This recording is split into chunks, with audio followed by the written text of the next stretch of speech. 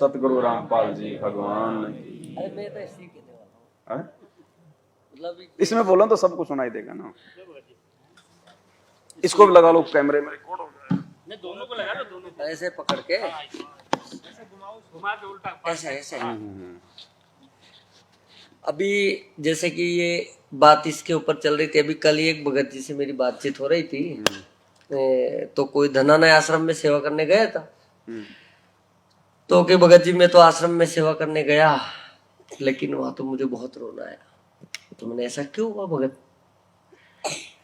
तो कि मैंने देखा कि वो महेंद्र भगत जी आए फॉर्च्यूनर से, अच्छा सापा पट्टा बांध रखा सिर, फॉर्च्यूनर गाड़ी से वो आए कि मैंने देखा तो मेरे को, और ऐसा देख दुख के ऐसे चले गए। तो मैंने ये सोचा कि गुरुजी पे भी ऐसा ही केस था जैसा इनके ऊपर केस, इन पे भी वही केस लगा था, और इन्होंने तो 8 साल फरारी काटने के बाद भी एक महीने के अंदर अंदर आ गए थे। 1 महीने के अंदर अभी आ गए, और खूब ऐसे घूम रहे, फॉर्च्यूनर कार से घूम रहे, वीआईपी ट्रीटमेंट उनके साथ, बॉडीगार्ड सारी चीजें।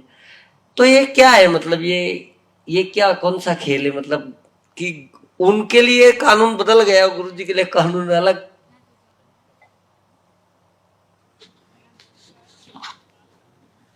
कानून तो भगत जी सबके लिए वो ही है, लेकिन ये काल का ये लोक है।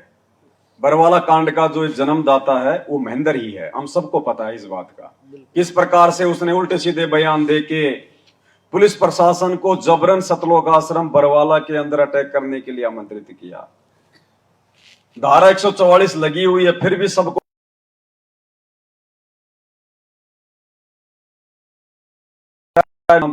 आश्रम से बाहर, मतलब जबरन उन्होंने पुलिस वाले को उकसाया कि भाई जब इतना जिम्मेदार व्यक्ति संत रामपाल जी का भाई यदि ये बयान दे रहा है तो जरूर कोई ना कोई गड़बड़ है।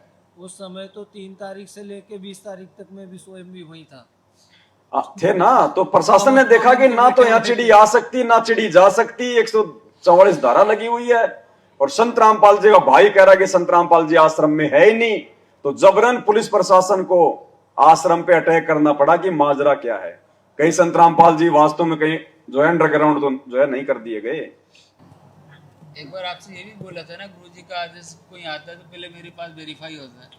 आया था ना उसका भगत जी।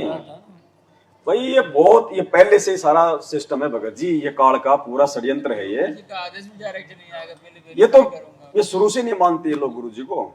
देखो शायद रिकॉर्डिंग है मेरे से वेरीफाई कराना पहले पड़ेगा। वेरीफाई हाँ, मतलब सही है क्या? मतलब गुरुजी से आदेश लेने के बाद मेरी मंजूरी जरूरी है। तो फिर गुरु कौन हुआ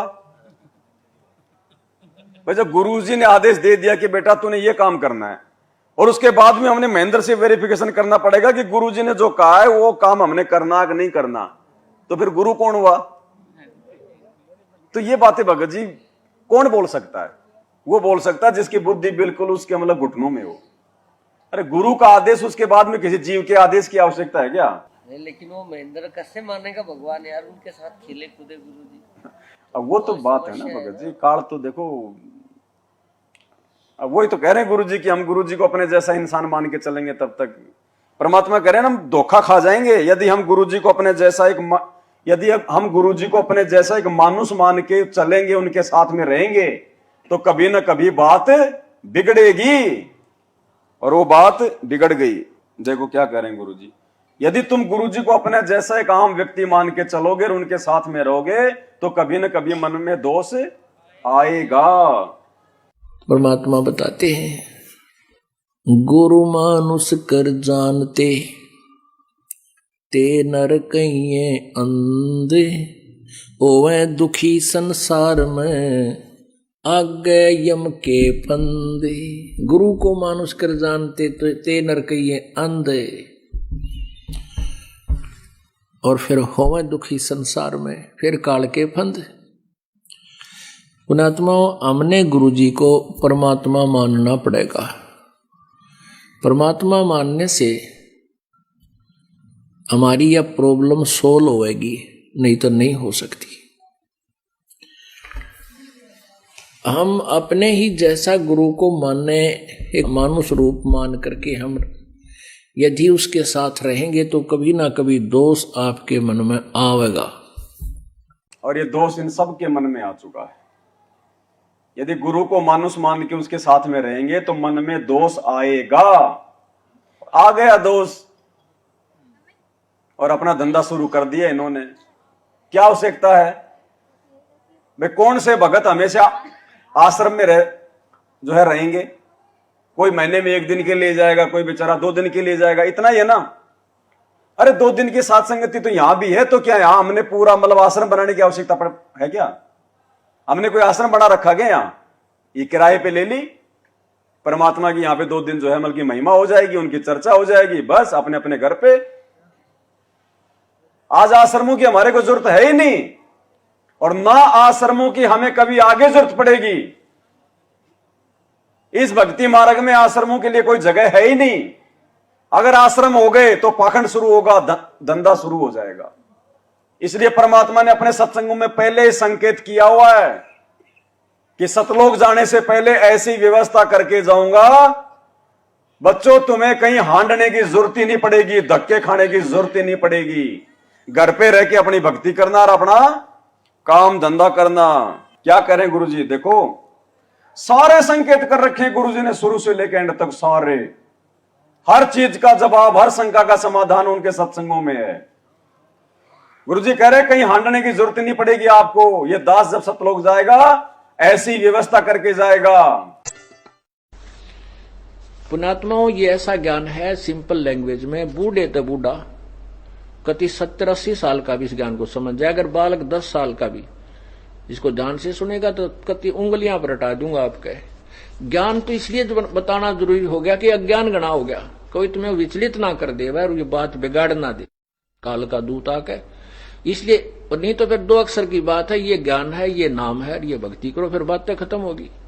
ये मर्यादा है। और जब ये एक रूटीन पड़ जाएगा, फिर सत्संग घर घर में सीढ़ी हो जाएंगी, घर घर में सत्संग सुनियो। ये दास जब सतलोक चला जाएगा ऐसी व्यवस्था बना के जाओगे कि तांडने की जरूरत ना पड़े तुम, और कई पीढ़ियों तक का मोक्ष होगा आपको। फिर कोई विचलित करने वाला नहीं रहेगा, ना काल का दूत घुसेगा जो तुम्हें बर्बाद कर दिया, तुम्हारे कोई अज्ञान पैदा कर दिया। ज्ञान नाम की चीज नहीं छोड़ेगी परमात्मा का, ऐसा ज्ञान है ये। रामपाल जी भगवान की आइए, इधर आओ भगत जी। बंदी छोड़ सतगुरु रामपाल जी भगवान की जय हो। भगत जी, एक शंका समाधान करना है कि जैसे अपन जो आरती करते हैं ये खड़े होके कर रहे हैं, और गुरुजी ने कहा बैठ के कर सकते हैं, ये है शंका समाधान। तो इसमें तो कोई बड़ी बात नहीं है, तो शंका समाधान की पुस्तक में लिखा हुआ है। और रामनाथ दास है, ललितपुर से हैं हम, ललितपुर से हैं, ललितपुर से। हाँ, रामनाथ दास। और आप एक बार संजय आप आई हो तो कोई दिक्कत नहीं भगत जी, बैठ के करो, मना किसने किया? अगर किसी को कोई तकलीफ है, कोई परेशानी है, वो बैठ के करो। ये सत्संग हमारे पास क्या है? वही सत्संग सुन लो, हमारी गाय सुनो, हम नहीं लगाओ, सही बात है, सही है। अपना मंत्र करता रहे, काम करता रहे, अपनी आरती बोल ले, नित्यनेम भी कर ले, रोटी बोले जा, नित्यनेम चलता रहे। आजकल तो आधुनिक बहुत से उपकरण हो गए, वैसे भी याद हो जाते हैं कुछ दिनों में।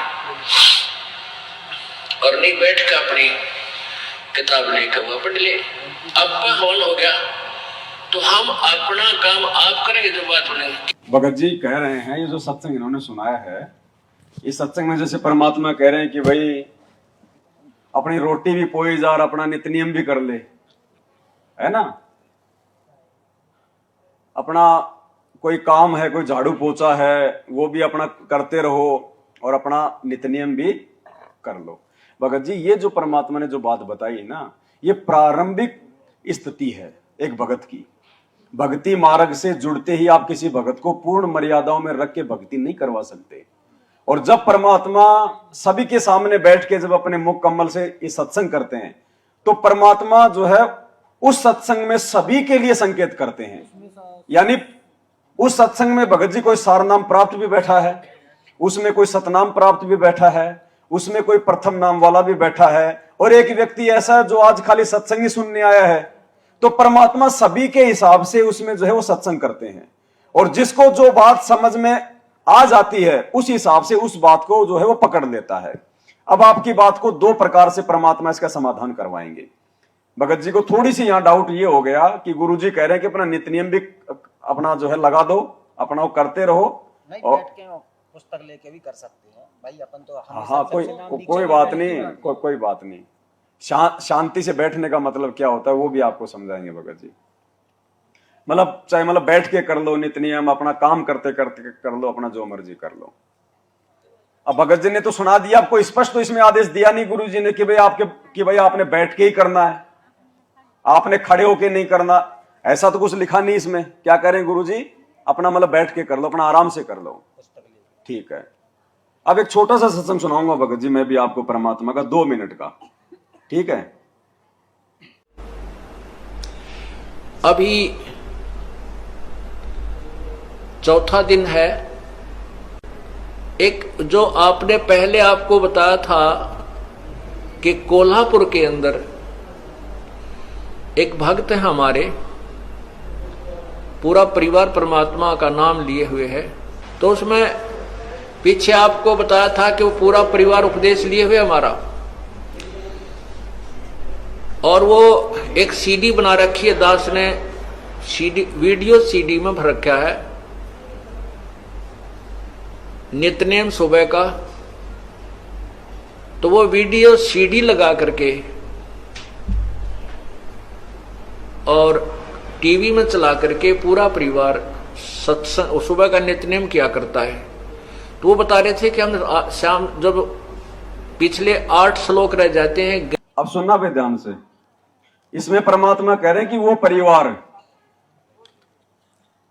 वो टेलीविजन में सीडी में नित्य नियम लगा के ऑडियो वीडियो में, और वो सुनता है, और लास्ट की जब वो 8 वाणियां आती हैं, गैबी ख्याल विशाल सतगुरु, उस समय वो खड़े हो जाते हैं ये सोचकर कि वो पूर्ण परमात्मा, वो कबीर साहिब हम आत्माओं के लिए यहां पे आए हुए हैं, सतगुरु रूप में आते हैं, हमसे भक्ति करवाने के लिए आते हैं। तो लास्ट की 8 वाणियों में वो खड़े हो जाते हैं। सुनिए, और टीवी में चला करके पूरा परिवार सत्संग सुबह का नित्यनेम किया करता है। तो वो बता रहे थे कि हम शाम जब पिछले 8 श्लोक रह जाते हैं, गैबी ख्याल विशाल सतगुरु अचल दिगंबर थीर है, भक्ति हेत आन काया धरे आए अवगत सत कबीर है। तो वो जब शुरू होता हम खड़े हो जाते हैं और आदर सत्कार से ये सोचते हैं कबीर परमात्मा सतलोक से आते हैं तभी जीवों का कल्याण करते हैं। वो परिवार लास्ट के 8 श्लोकों में क्यों खड़ा होता था? गुरुजी ने बताया कि वो ये सोचते हैं कि परमात्मा धरती पे हम जीवों के लिए आते हैं और हम उनके आदर सत्कार के लिए हम खड़े होके ये 8 वाणियां गाएं। तो भाई उनकी सोच केवल इतनी थी, वो केवल 8 वाणियों में सोचते हैं कि परमात्मा नीचे उतर रहे हैं।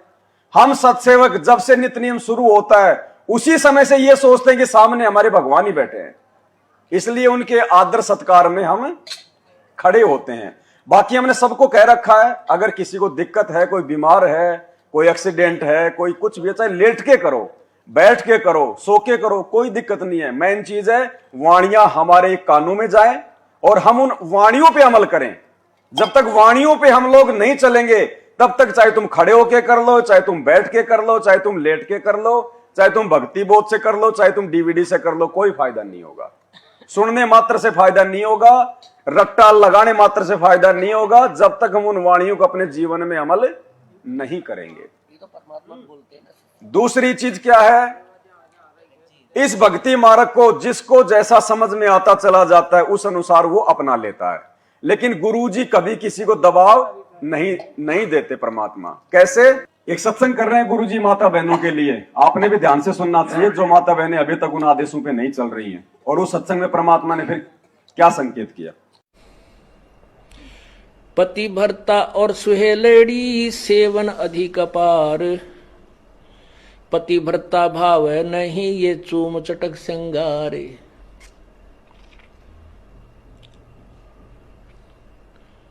पुण्यात्माओं, इसमें दोनों ही हमें आदेश दे रहा है परमात्मा, दोनों ही निर्देश हैं। अपने साधारण जीवन में और इस भक्ति जीवन में हमने कैसे जीना है। पतिव्रता और स्वेलड़ी सेवन अधिक अपार। वो अधिक से अधिक जो पुण्यात्मा है, पतिव्रता यानी एक इष्ट पर आश्रित पर पुण्यात्माएं हैं, वो अधिक से अधिक सेवन यानी पूजा करती हैं। और वो पतिव्रता भावनी चोम चटक श्रृंगार, पतिव्रता को किसी भी प्रकार के बाह्य आडंबर करने की आवश्यकता नहीं। कहते हैं इन श्रृंगारों की परमात्मा को कति आवश्यकता नहीं, वो अंदर से जानता है ये कितना भगत है और उसमें उतना ही प्रेम होता है प्रभु का। ऐसे ही हम अपनी बहन बेटियों से प्रार्थना करते रहते हैं कि हमने न तो ये मेहंदी वगैरह लगानी है, ना ये नाखूनों को लाल करना है, ना होठों को लाल करना है, ये नहीं चाहिए हमने। आप केवल अपने मांग में सिंदूर आदि लगा सकते हैं, जिससे ये एक प्रतीक है ये शादीशुदा है या मैरिड है अनमैरिड, बस इतना। क्या कह रहे हैं गुरु जी? एक तरफ तो परमात्मा सत्संग में कह रहे हैं कि पतिव्रता भावे नहीं चूम चटक श्रृंगार। अब चूम चटक श्रृंगार में तो सारी चीजें आ गई, बिंदी सिंदूर सब आ गए, ये गहने गाठी वगैरह, ठीक है। तो अब ये तो आदेश दे दिया परमात्मा ने उनको जो काफी वर्षों से परमात्मा की भक्ति कर रहे हैं। मतलब सत्संग परमात्मा तो पूरी भीड़ के लिए कर रहे हैं, अब उसमें हर प्रकार के सामने जो है भगत बैठे हुए हैं। तो सबसे पहला संकेत तो परमात्मा ने उनके लिए कर दिया जो काफी वर्षों से परमात्मा की भक्ति कर रहे हैं कि पतिव्रता भावे नहीं चूम चटक श्रृंगार। हमने बाह्य आडंबरों की आवश्यकता नहीं है, उस परमात्मा को पता कि अंदर से ये कितना भगत है। सख्त आदेश हो गया मालिक का कि हमने अगर भक्ति करनी है तो किसी भी प्रकार का बाह्य आडंबर हार श्रृंगार वगैरह नहीं करना है। फिर आगे क्या कह रहे हैं गुरु जी? उनके लिए जो खाली सतनाम तक हैं, क्या कह रहे हैं कि मांग या फिर बिंदी दोनों में से एक लगा सकती हैं, जिससे यह पता चल जाए कि यह शादीशुदा है या फिर यह कुंवारी है। हमें क्या मतलब भाई, हम शादीशुदा है कि हम कुंवारे हैं? हमने भक्ति करनी है, हमने दुनिया को यह थोड़ी दिखाना कि मैं कुंवारी हूं या मैं शादीशुदा हूं। लेकिन क्योंकि सतनाम तक भी आत्मा ज्ञान में इतनी दृढ़ नहीं होती है, वो अपने सास ससुर का, अपने आड़ोसी पाड़ोसियों का, अपने पियर वालों का वो ताने वगैरह नहीं सुन सकती कि तूने तो ये भी छोड़ दिया, तूने वो भी छोड़ दिया। तो परमात्मा कहते हैं कि भाई मतलब जो है बिना ज्ञान के झगड़ा बढ़े, वो बेचारी वो परेशान हो, इससे अच्छा है चाहे वो मांग भर ले, चाहे बिंदी निकाल ले, ताकि उसकी निंदा ना हो, क्योंकि उसको ज्ञान नहीं, अभी वो संघर्ष नहीं कर पाएगी। इसलिए परमात्मा ने उन आत्माओं को जो भक्ति मार्ग पे संघर्ष नहीं कर सकती, जिनको ज्ञान थोड़ा है, उनके लिए मालिक ने छूट दे दी कि आप या तो बिंदी या फिर आप सिंदूर, दो में से एक चीज लगा सकती हो, जिससे यह साफ हो जाए कि ये शादीशुदा है या फिर ये कुंवारी है। और तीसरे प्रकार का जो है आदेश परमात्मा फिर क्या दे रहे हैं आगे? फिर मालिक कह रहे हैं जिनको ज्ञान है उनको आवश्यकता नहीं है। सुनिए, ऐसे ही हम अपनी बहन बेटियों से प्रार्थना करते रहते हैं कि हमने न तो ये मेहंदी वगैरह लगानी है, ना ये नाखूनों को लाल करना है, ना होठों को लाल करना है, ये नहीं चाहिए हमने। आप केवल अपने मांग में सिंदूर आदि लगा सकते हैं, जिससे ये एक प्रतीक है ये शादीशुदा है या मैरिड है अनमैरिड, बस इतना। वो भी लगाना चाहें तो लगा सकते हैं, अन्यथा कोई आवश्यकता नहीं है। अन्यथा कोई आवश्यकता के लिए है जो नए नए आते हैं उनको एकदम हर एक क्रिया। ये किन के लिए है? ये उनके लिए है जो नए नए आते हैं, उनको एकदम हर एक क्रिया से विपरीत होना पड़ता है, इसलिए वो थोड़े से घबरा जाते हैं। जब ज्ञान हो जाएगा फिर आपको ये शरीर मिट्टी नजर आओगा। इस मिट्टी के घड़े को कितना श्रृंगार है, कितना इसके ऊपर चित्र सुंदर लगा दे, इसमें वस्तु जल नहीं है तो ये व्यर्थ है। अब परमात्मा ने छूट भी दे दी स्पष्ट रूप से, फिर आगे चल के मना भी कर दिया कि जिस दिन आपको ज्ञान हो जाएगा ये मिट्टी नजर आएगी, इस मिट्टी को आप कितना संवारोगे? जल नहीं है। और वहां परमात्मा कह रहे हैं कि या बिंदी या सिंदूर दो में से एक लगा सकते हो। और सबसे पहले कह रहे हैं कि भाई ये पतिव्रता भावे नहीं चूम चटक श्रृंगार। जो असली जो आत्मा होगी, जो असली जो पतिव्रता आत्मा होगी, वो तो बिल्कुल भी इन चीजों का उपयोग। तो भगत जी सत्संग में सभी प्रकार की आत्माएं बैठी होती हैं, परमात्मा ने हर प्रकार की आत्मा के हिसाब से सत्संग करने होते हैं। जैसे जैसे हमें ज्ञान होता चला जाएगा उस आधार से हम अपनी क्रियाओं को आगे बढ़ाते जाएंगे। अब यदि हम खड़े होकर आरती करते हैं तो ये तो है नहीं कि हमारे भाव कोई बल्कि नीचे गिर रहे हैं, डाउन हो रहे हैं, नहीं हो रहे ना। अब देखो सबसे बड़ा मैं आपको एग्जांपल दूंगा, सबसे बड़ा, उसके बाद आप समझ जाओगे कि हमने आरती खड़े होकर करनी चाहिए या फिर बैठ के करनी चाहिए। सतलोक आश्रम बरवाड़ा में आप में से कितने भाइयों ने नाम लिया हुआ है? हाथ खड़े कर दो एक बार, ठीक है, नीचे कर लो। तीनों समय की आरती सतलोक आश्रम बरवाड़ा में हम खड़े होके करते थे या फिर हम लोग बैठ के करते थे? जोर से बोलो। बैठ के करते थे ना। और भोग की आरती खड़े होके, क्यों? अरे वो भी तो आरती थी। तीनों समय की आरती भी आरती है, भोग की आरती भी आरती है, अन्नदेव की आरती भी आरती है। सभी आरतियां हम लोग बैठ के करते थे। और जब भोग लगाया जाता था उस समय हम लोग 42 मिनट तक आज लगा साहिब को भोग खड़े होके करते थे ना। सिर पे कपड़ा बांधते थे ना। क्यों? क्योंकि उस समय हम सबको पता था कि ये कबीर भगवान को भोग लगने जा रहा है, ये भगवान की आरती हो रही है। और गुरुजी को हम भगवान नहीं मानते थे उस समय, इसलिए हम लोग बैठ के आरती करते थे। तो अब हमने पहचान लिया कि वो कबीर यही है जिसकी भोग की आरती हम आश्रम में करते थे। तो बाकी तीनों समय की आरती फिर हम भाइयों कैसे बैठ के कर लेंगे? आज गुरुजी आपके सामने आके बैठ जाए, आप बैठ के आरती आप करोगे क्या? आपकी हिम्मत ही नहीं पड़ेगी अगर आपको ज्ञान है तो। वो संध्या आरती में क्या आता है? परमात्मा की वाणी है, खड़ा रहूं दरबार सू आठों। तो ये तो देखो अपने अपने ज्ञान के ऊपर है, अपने अपने भाव और ये श्रद्धा के ऊपर है। गुरु को सम्मान देना हुआ ना। ये कोई जबरदस्ती नहीं है कि आप लोगों ने आप लोग अगर खड़े होकर आरती नहीं करोगे तो भाई आपका मोक्ष नहीं हो पाएगा। नहीं, ऐसा कुछ नहीं है। दास तो आपको यहां तक भी कहता है कि ये जरूरी नहीं है कि आप भोग नहीं लगाओगे तो आपका मोक्ष नहीं हो पाएगा। मोक्ष के लिए तो मर्यादा जरूरी है, लेकिन वो मर्यादा निभाने के लिए हमारे भाव बढ़े, उसके लिए हमने गुरुजी को भोग लगाना पड़ता है। भोग लगाने से यह साबित हो जाता है कि हमने इनको परमात्मा मान लिया। क्योंकि आश्रम में भोग लगाया जाता था ना भगवान को, हलवे राम का, तो उस समय हम किसको मान रहे थे? दाढ़ी मूछ वाले को। और अब भगवान हमने इनको मान लिया, ये है भगवान, तो फिर हम भोग किसको लगाएंगे? इनको लगाएंगे। और जब भोग की आरती जब हमारे को परमात्मा ने सिखाया आश्रम में, भाई जो है खड़े होके करनी है, तो बाकी तीनों समय की आरती भी तो हम इसी भगवान की कर रहे हैं। तो क्या वो नहीं करेंगे हम खड़े होके? तो ये तो एक कॉमन सेंस की सी बात है, इसमें कोई ज्यादा तो देखो खड़े होके होती थी जो आश्रम में।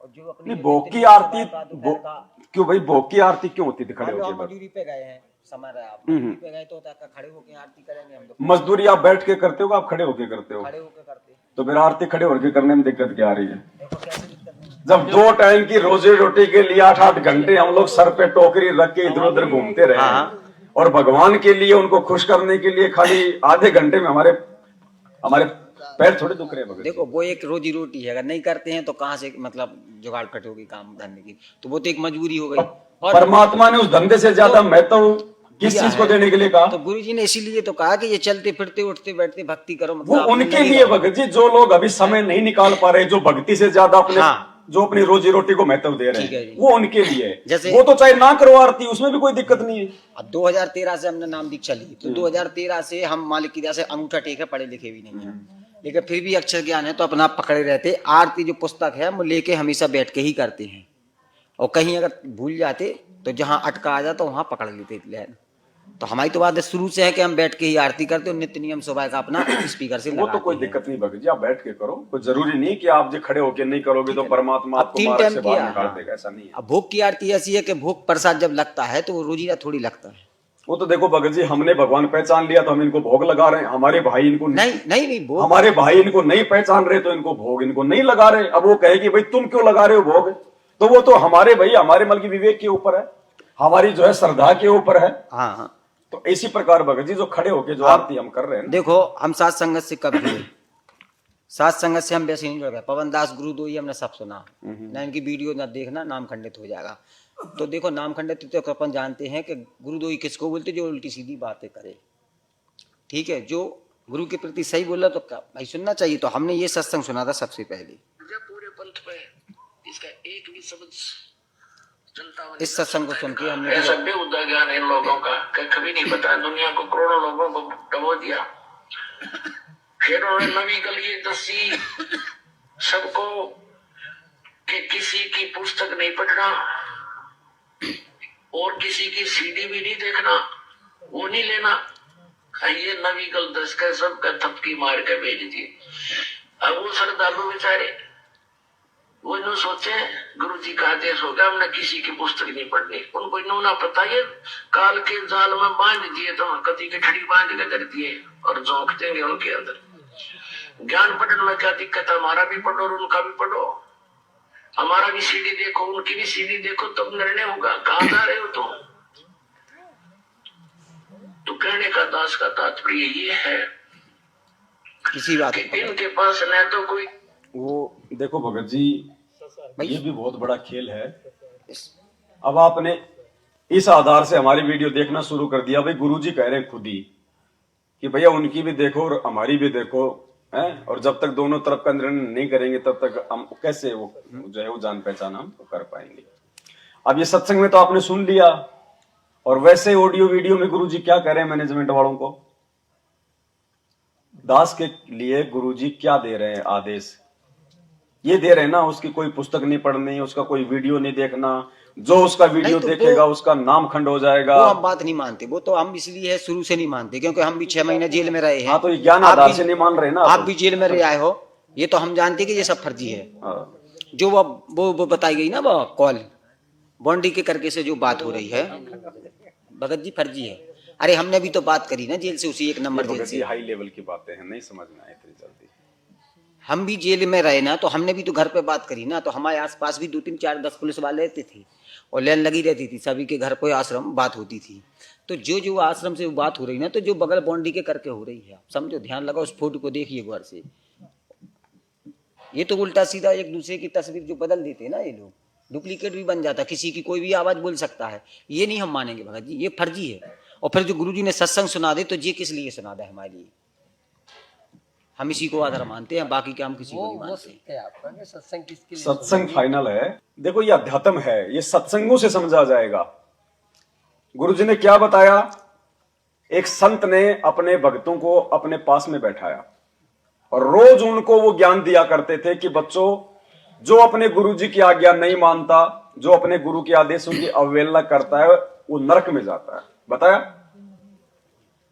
और फिर उन्हीं चेलों को अपने पास में बैठा के कहा कि मेरा आदेश है अपने अपने पैर का जूता निकालो और मेरे सिर में।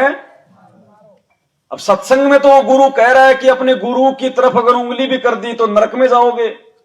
और वो ही गुरु कह रहा है उसी सत्संग में कि अपने पैर का जूता निकालो और अब मेरे सिर में मारो, ये मेरा आदेश है।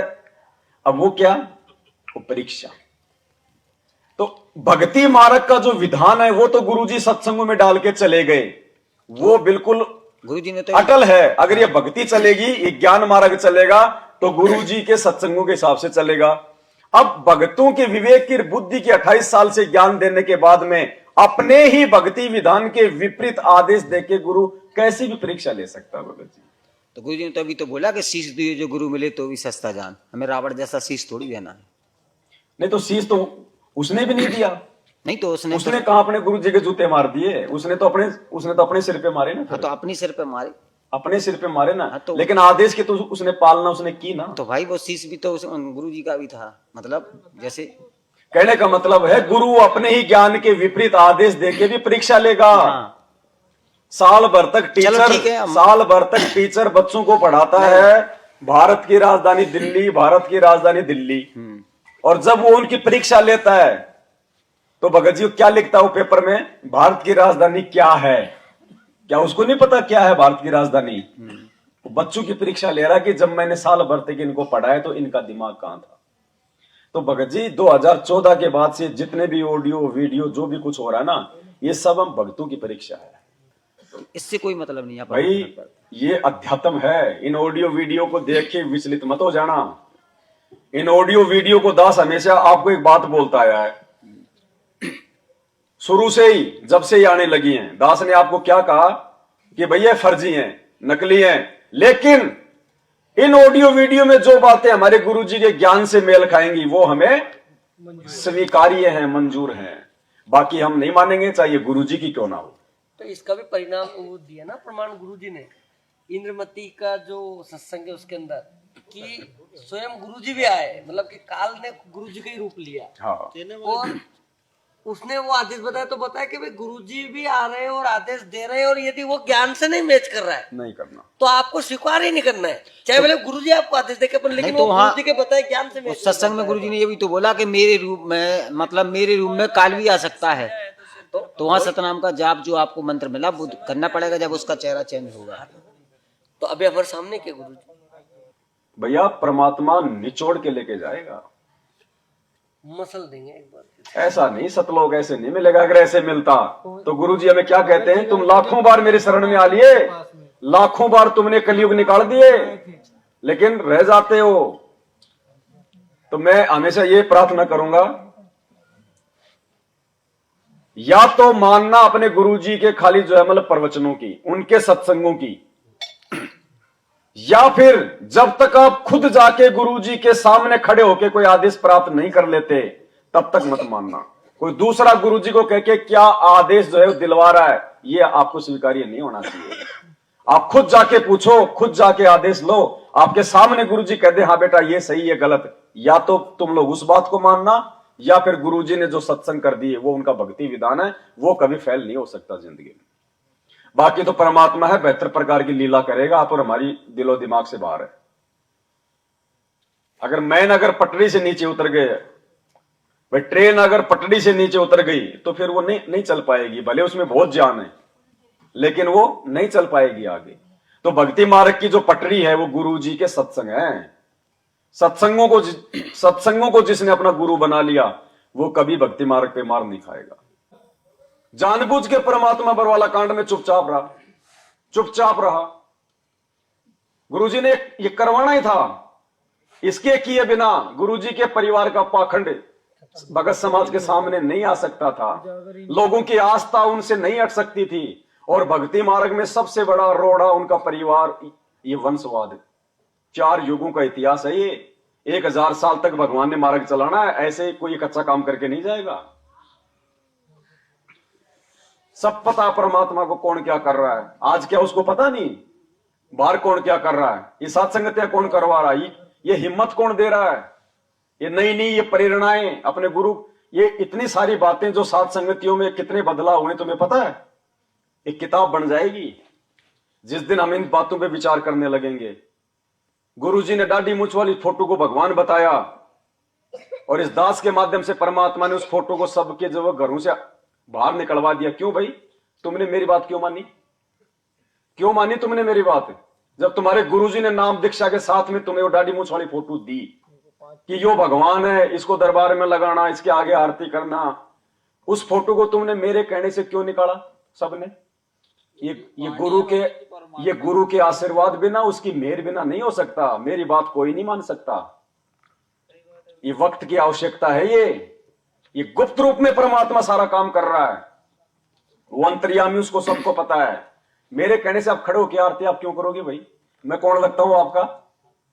लेकिन आपके अंदर से प्रेरणा, मैं खाली एक निमित्त बना, मैं खाली एक टेप रिकॉर्डर, अंदर से आपको खड़े होकर आरती करने की हिम्मत कौन दे रहा है, प्रेरणा कौन कर रहा है। आप मेरी बात नहीं मान रहे और ना मैं मनवा रहा, और ना ये बात मनवाने से मुझे कोई फायदा है। आप खड़े होकर आरती अपने भगवान के आगे कर रहे हो, मुझे क्या मिल रहा है, मुझे क्या मिल रहा है। अपने गुरु को भोग लगाना परमात्मा ने सात संगतियों से शुरू करवाया। आप मेरे को हलवा खिला रहे हो क्या, हलवा खाने वाला खा रहा है, आप जी खिला रहे हो, आपका पैसा लग रहा है, मुझे क्या फायदा। ये परमात्मा करवा रहा है। जितने भी बदलाव परमात्मा ने करवाए हैं सात संगतियों में, आप संध्या आरती में वो सब के सब लोग अपने गुरु जी को ज्ञानी बोलते हैं, तेरा राम पाल ज्ञान। सुबह नित्य नियम में तो महाज्ञानी बताएंगे, अथ ब्रह्म वेदी में ज्ञान सागर अति उजागर निर्विकार निरंजनम ब्रह्म ज्ञानी महाज्ञानी सत शुक्र दुग्मंजनम। और शाम को कह देंगे तेरा राम पाल ज्ञान किया सतलोक का वासी। सुबह महाज्ञानी, शाम को अज्ञानी। आप लोगों को ये चेतना क्यों आई? भाई सारी सब कुछ कौन करवा रहा है? परमात्मा। हमने तो वाणी हटा दी। लेकिन देखो भगत जी, अभी जैसे आपके मन में जैसे कि आपने ये सारी चीजें आपके अंदर होती, अभी सोचो ये बात मेरे मन में बरवाला जा रहा था तब से चल रही, तब से दिमाग में खटपटी चल रही कि ये क्या है, ये कौन सी बात पढ़ रहे हैं अपन, क्या पढ़ रहे हैं, क्या पढ़ रहे हैं। सोचो अभी मैं ये चीज को जब याद आया था, जब मेरे ऊपर लेता, मेरे नाम से बोलता, जब मतलब मैं भी नहीं बोलता था, मतलब मैं भी वही करता था। तेरा दास आत्मा अंदर से बहुत सारे लोगों की करती थी, बेचारे चुप हो जाते थे, वो कुछ नहीं बोलते थे, लेकिन अज्ञानी नहीं बोलते थे, लेकिन वो डरते थे कि मैं बताऊं किसको, मैं किसके सामने बोलूं, किसको पूछूं, हाँ किसको पूछूं, मैं किसको पूछूं। तो वहां पूछने का मतलब जो मन में जो चीजें चल रही थी वहां पूछ ही नहीं पाते थे, ऐसा कोई संपर्क नहीं। कुछ चीजें मुझे प्रार्थना करनी थी क्योंकि मैं बहुत जटिल समस्या में था, तो मैं डायरेक्ट गुरुजी तक अपनी बातचीत नहीं पहुंचा पा रहा था। जब तो मैं आश्रम की घटनाएं बता रहा हूं, मैं हर महीने में 2 बार चला जाता था आश्रम में, लेकिन वो भी सबकी बुद्धि ऑफ थी उस समय। हाँ, बरवाला कांड तक की बुद्धि ऑफ थी। बरवाला कांड में पूरे थे तो 19 तारीख 20 तारीख को वहां से निकले, 19 तारीख तक वहां रहे। ये सद्बुद्धि परमात्मा ने अपने भक्तों को उनके सत्संग समझने की बरवाला कांड के बाद में दी। बिल्कुल सारी चीजें अगर जो पूछ निर्धारित है, जगत वालों ने भविष्यवाणी भी की ना अप्रैल 2024 में। अब आप लोग ये देखो, सबसे पहले परमात्मा का प्रकट दिवस, सतगुरु रामपाल जी भगवान का प्रकट दिवस 2019 में सत्संगों के द्वारा मनाया गया। इससे पहले भी 28 साल से परमात्मा ज्ञान दे रहे थे, लोग सार नाम तक ले चुके थे। क्या उनके दिमाग में नहीं आई? कभी आई उनके दिमाग में? और 2019 में जैसे हमने मेरठ में मनाया, 2020 में इन लोगों ने शुरू कर दिया हमारे पीछे पीछे। कहीं ना कहीं परमात्मा हमको आगे चला के और फिर इनको एक मतलब मैसेज दिलवा रहे हैं, और हमें इस बात की हमें खुशी है कि चलो हमारी कॉपी कर रहे हैं लोग, लेकिन कम से कम ये थोड़ा थोड़ा लाइन पे तो आ रहे हैं। लेकिन परमात्मा कहते हैं नकल में भी अकल चाहिए। ये नकल भी उसी समय सक्सेस होगी जब आप अपने गुरु को परमात्मा मानोगे। तो कहने का मतलब है, देखो साध संगति में किसी प्रकार का कोई दबाव किसी पे नहीं है। भाई मुझे जो प्रेरणा होती है, मुझे जो अच्छा लगता है, क्योंकि मेरे अपने विचार हैं, मैं स्वतंत्र हूं। परमात्मा ने किसी को बांध नहीं रखा। मैं जो मर्जी बोलूंगा, जो मर्जी मैं तुम्हें बात बताऊंगा, लेकिन तुम्हारी जिम्मेदारी बनती है मेरे पीछे अंधा होके चलने की नहीं। मेरे द्वारा कही गई बातें यदि आपके गुरुदेव के ज्ञान से मेल खाती हैं तो स्वीकार करो, नहीं तो छोड़ दो। ये नहीं कि भाई पवन दास ने बोल दी तो ये बात फाइनल है, मार खा जाओगे। हो सकता है परमात्मा मेरे माध्यम से कोई ऐसी बात बुलवा कि आपकी परीक्षा ले ले, फिर क्या करोगे? तो मेरी हर बात पे सिर हिलाने की आवश्यकता नहीं है, क्योंकि मुझे कोई संत नहीं बनना, मुझे कोई गुरु नहीं बनना, मुझे आप लोगों से कोई स्वार्थ नहीं है। जिस दिन मेरी सेवा समाप्त हो जाएगी, मैं मेरा पानी पतासे का ठेला लगा लूंगा जो मैं मेरा पहले लगाया करता था। मेरे कोई शौक नहीं है, 2 टाइम की रोटी चाहिए, परमात्मा पहले भी दे रहा था, आज भी दे देगा। जब तक सेवा है तब तक आपकी सेवा में है। नहीं भाई, अपना आप लोगों से कोई स्वार्थ नहीं है, और ना मेरी आप में से किसी से कोई यारी है, ना दोस्ती है, ना कोई रिश्तेदारी है। ना मैं आप में से किसी को विशेष मानता हूं, ना मैं कोई किसी को मैं विशेष कोई आदर जो है बल्कि सम्मान देता हूं। और मुझे कोई विशेष आदर सम्मान देता है तो मुझे वो जहर के समान लगता है। इस मार्ग में कई लोग होते होंगे खुश, लेकिन मुझे नहीं चाहिए वो खुशी। जो आदर सत्कार मेरे भगवान के लिए होना चाहिए, यदि मुझे कोई देता है वो मेरा भगत भाई नहीं है, मैं ज्यादा फिर उसको तवज्जो ही नहीं देता। मेरे साथ में नॉर्मल भक्तों की तरह पेश आओ, बस सत्साहिब कर ली, बहुत कर ली। झुकने की जरूरत नहीं है, कमर तक जैसे बाकियों से करते हो वैसे करो, इससे ज्यादा नहीं। मैं आपका भगत भाई हूं, इससे ज्यादा कुछ नहीं हूं। मैं सबको समान रूप से बैठ के समझा रहा हूं मेरे गुरु के आशीर्वाद से। स्पेशली मैं किसी को नहीं समझाता, ना मेरा किसी से लगाव है, ना मेरा किसी से कोई प्यार प्रेम है। जिससे मैंने प्यार प्रेम इस मार्ग में बढ़ा लिया, काल उसी का रूप बना के ठग लेगा, उसी मित्र के रूप में आके त्रिकुटी पे ठग ले जाएगा। तो भाई मेरा किसी से लगाव नहीं है, किसी से भी मीठा बोलना, प्यार प्रेम से बोलना, आदर सत्कार देना, ये गुरुजी ने सिखाया है, ये अपने दुश्मन को भी देना है। तुम तो हमारे भगत भाई हो।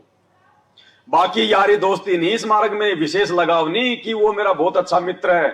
संगत में बैठ के जहां ये शब्द आ गया कि वो भगत मेरा मित्र है, वो गया काम से। ये मित्रता इस मार्ग में नहीं चलती। तो आंख कान खोल के चलने इस मार्ग में बहुत सावधानी से।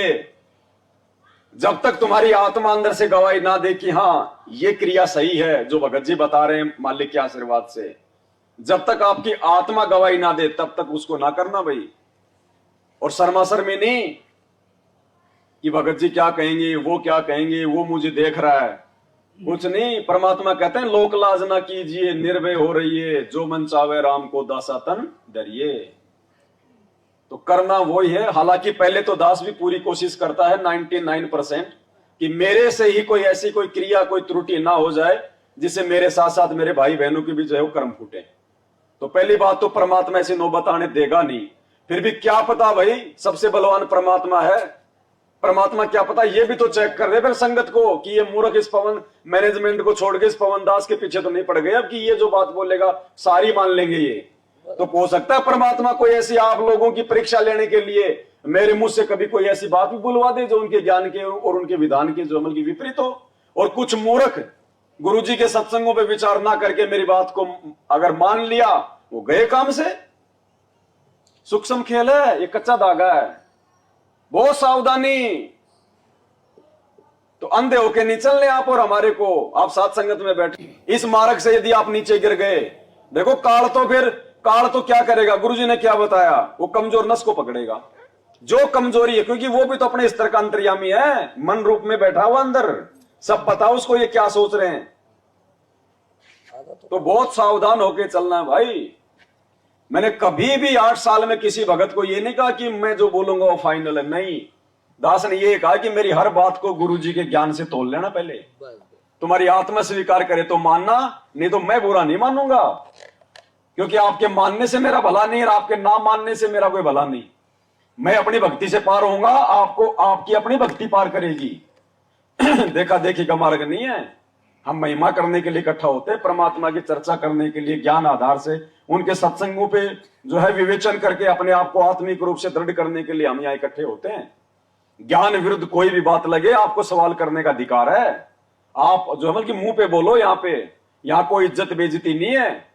ना आपकी इज्जत, ना मेरी इज्जत, ना आपकी बेइज्जती होने वाली, ना मेरी कोई बेइज्जती नहीं होने वाली। और जो भगत इज्जत का ठेकेदार है वो गधा बनेगा अगले जन्म में। तो बहुत सोच समझ के परमात्मा ने धरती पे भगवान उतरा हुआ है, हर प्रकार से छान छान के लेके जाएगा, छान छान के। मुझे तो संदेह है अगर एक विमान भी अगर भर जाए तो परमात्मा का एक विमान भी। हाँ जी, रियलिटी भगत जी। जब 4 युगों में एक आत्मा भी नहीं गई, 4 युगों का इतिहास उठा के देख लो, सतयुग त्रेता द्वापर और ये कलयुग वर्तमान समय तक का। अगर एक भी आत्मा सतलोक गई हो तो मुझे बता दो अब गुरु जी के सत्संगों से। एक भी, 2 पूछे थे मानसरोवर तक, वो भी नीचे गिर गए। द्वापर में सुदर्शन और त्रेता में वो इंद्रमती। वो सुदर्शन अपने माँ बाप के चक्कर में, इंद्रमती अपने पति के चक्कर में। रविदास जी तो गए ना? नहीं, कोई नहीं गया भगत जी। रविदास कहां से? जब नानक जी नहीं जा पाए, धर्मदास जी नहीं जा पाए, नानक जी का उसका कहां नंबर आएगा? रविदास मिनी सतलोक तक पहुंच गया। मिनी सतलोक में भी कहां भगत जी, वर्तमान में तो यही बैठा होगा कहीं भगत जी। परमात्मा ने उद्धार करा था ना। वैसे भगत जी केवल मतलब सुरग तक गई थी। जो गणिका थी ना, जिसको परमात्मा ने परीक्षा के लिए निमित्त बनाया था, केवल वो सुरग तक गई है, आगे नहीं गई। चमरा जुल्हा तर गए और छिपा नाई रे, गणिका चढ़ी विमान में सुरगापुर दाई रे। दास जो बोलेगा मालिक के ज्ञान से बोलेगा, मैं अपने मन से नहीं बोलता कुछ भी।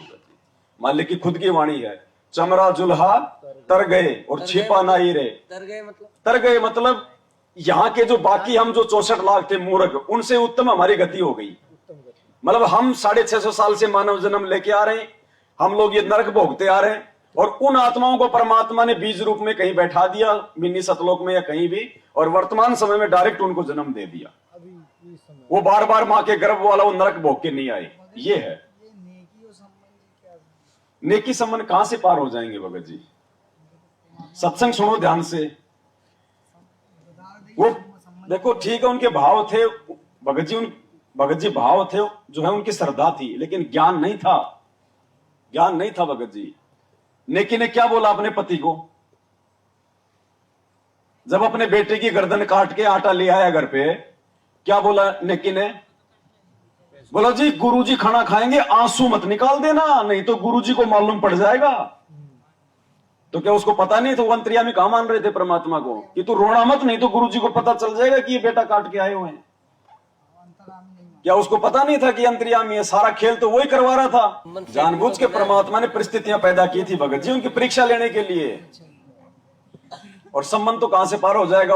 उसके तो मन में ये आ गया था कि भाई आज अगर मेरे पास में माड़ताड़ होता तो मुझे अपने बेटे की गर्दन नहीं काटनी पड़ती।